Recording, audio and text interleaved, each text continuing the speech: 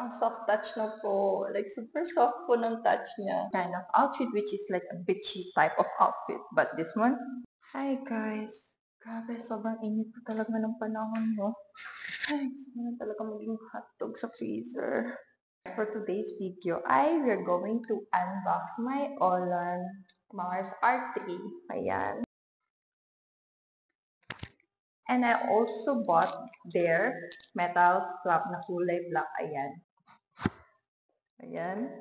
Ganda ng packaging, diba? Tadam! I like it so much kasi kulay black siya, guys. Super aesthetic. Aesthetic. Ang bukot ng ina. Press this one on the top. The one with the big button. Ayan. And then as you can see, ayan na po siya. It turned on na. So, once it turns on, you can choose the language if it's Chinese, English, or whatsoever. But I'm gonna choose with the English because I cannot read any other language. So, ayan na po siya, guys. As you can see, it's so nice. Ayan.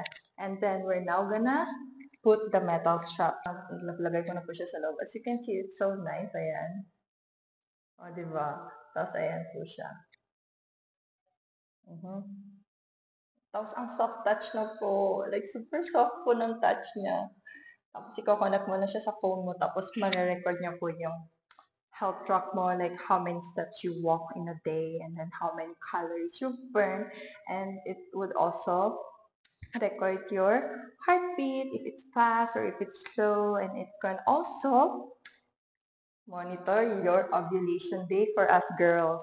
Para malaman mo kung kailan ka safe for and not safe for and when would you do your dates para hindi ka mabuntis, and para kung gusto mo, if you wanna get pregnant, then you can also use this one as a guide kung kailan yung ovulation mo, fertilization day mo.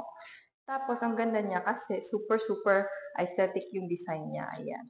Since malaki pa siya sa akin, ipapa-adjust ko na lang to. So, you see, it looks good. Like, kasi nga, guys, black goes well with everything. It looks good on everything. So, as you can see, I'm wearing this kind of outfit, which is like a bitchy type of outfit. But this one, ayan.